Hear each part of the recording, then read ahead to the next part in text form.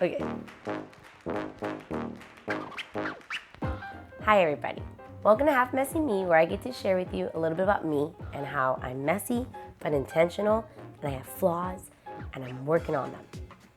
Today's story is going to be called Giving My Flaws, because I feel like it shouldn't just be working on your flaws, it should also be giving your flaws to God, because He makes you aware of them and you gotta give them. Because when you give them, it's actually recognizing that you have flaws. That's number one. The half messy story that I'm gonna be sharing with you is gonna be about an interview where I saw a flaw being told right direct at me, and it wasn't from a friend, it was from my boss who gave it, and I had to take it. I was applying for a job after being a stay-at-home mom for 7 years. So I was a little rusty, but I worked up the courage, I did my hair, got out of my sweatpants and my yoga pants, and I felt ready. I got my resume ready, I went through some questions with my husband, I felt ready. Now, before I walked in to the interview, everybody was in their offices, and I saw one office door open, and I looked in it, and it was very messy. And I said a comment out loud that was like, that needs some organizing. And I got a chuckle from someone, so we had a nice chuckle. I was like, starting good off, good, getting to know some people in here. I walk in to the interview, and it was a good interview. They asked me some questions. They asked if I had any questions. I asked them back, and they said what was something that I need to work on myself. And I was very honest. I told them that I need to work on time management, but I knew I could get better. So they said they would let me know. I went home, did the family thing, told my husband, and then the next day I got a call that I got the job. So excited. But they said they needed me to come in first to talk about what they were offering.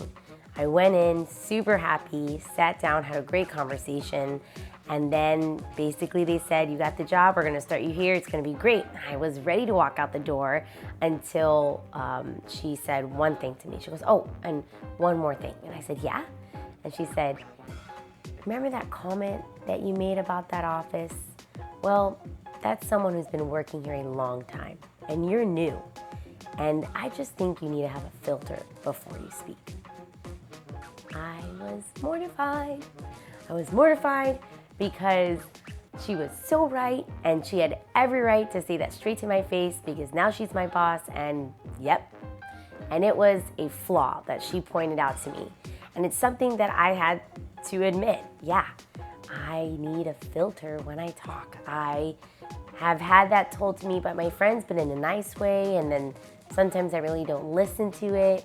That's not good. I know that I could be a stubborn person.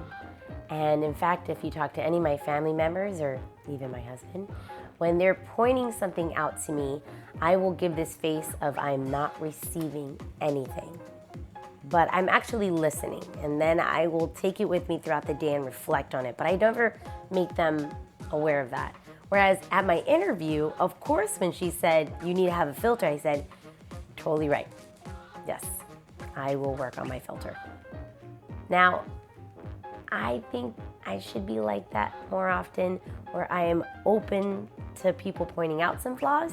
Not to the point, though, of not being aware of who I am, in the sense of I think I'm a low nobody and I don't have anything good going for me. No, I'm not saying that. But I am saying to be open when people are trying to tell you that there's maybe a flaw that you need to work on. I love a verse that we have in our home, and I think ever since I put that verse up, I really think that people are being more open with me about flaws that I have, and I'm giving them to God. Now, the verse that we have, I actually have it written down so that I never forget, and also I want our whole family to do this.